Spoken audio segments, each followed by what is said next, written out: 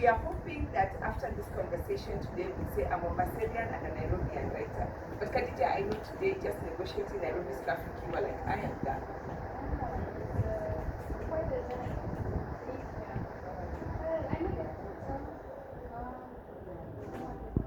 You made it, and it's such a joy to have you. It's been a long journey, both metaphorically and literally. And we are so happy to finally be launching House of Rust. Look, I launch books, I talk about books, I interview writers, and I'm going to be very, very honest. I cannot tell you the last time in a long time that I picked up a book and just got absorbed from the first page. And I kept saying, okay, one more chapter, and then I've got to go to sleep.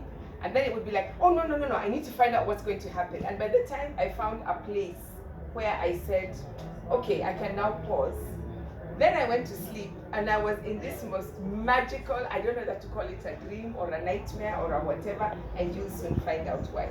But Khadija, let me start by saying, apart from welcome, we are all dying to get to know who you are. But first, would you like to introduce us through the book? Yeah, sure. Thank you so much, Dr. Monroe, for doing this. I'm very happy. Sure. It was meant to be. Thank you. And I'm going to ask you, even before we start the conversation, we were talking about this, about what passage Khadija could just start us off, so you guys can join us on this magical journey. And I'm going to ask her to just start by giving us a taste of the book, and then we'll come back and find out who is Khadija. Okay, fine. I'll begin with the first chapter. Karibu sana. Okay. The House of Rust, Chapter 1. When Aisha was younger, her father used to take her out to sea.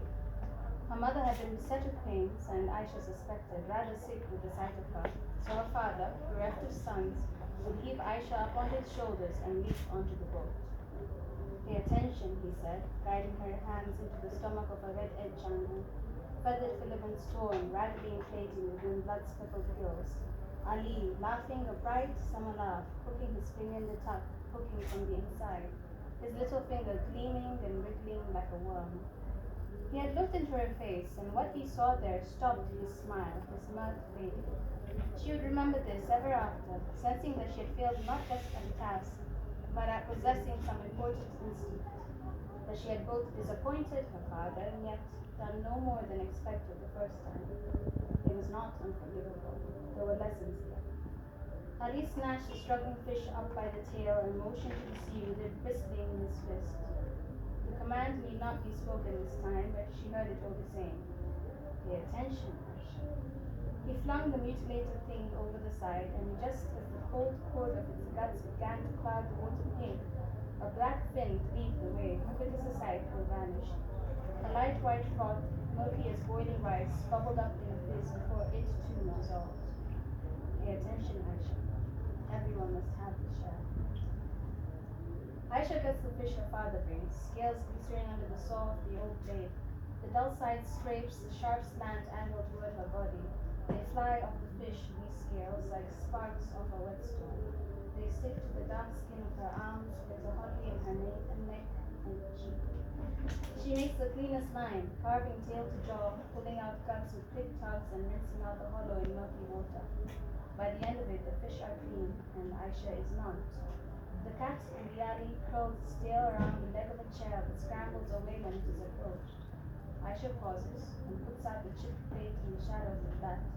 Days and days she watches a child, waiting for the cat to approach. But never comes when it is washed. Aisha had learned how to leave. In the morning, the plate is clean, a lumpy swirl of ants scattered around the rim, collecting. In the morning, she sees that the offering has been accepted. Okay, we can end there, and it's a magical way to start because right from the beginning of the book, we're getting to meet all these magical characters. And magical in every sense of the word. Aisha, who I am completely in love with, her father, who's got this really strong